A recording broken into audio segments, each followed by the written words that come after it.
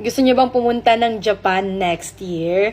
So, bibigyan ko kayo ng girl math para makapunta kayo ng Japan. So, nakita ko tong travel agency na to na SMB, which is trusted kong travel agency ever. You can check yung IG nila. Grabe, sobrang legit niya talaga. So, dito, 45,000 lang all-in package na. Nandiyan na yung flights, return, tickets, transfer, hotel, breakfast, yung tour mo, and everything. And kung gusto nyong pumunta ng Japan next year, mag-down payment ka lang ng 15,000 ngayon. So, it means 30K na lang yung iipunin mo.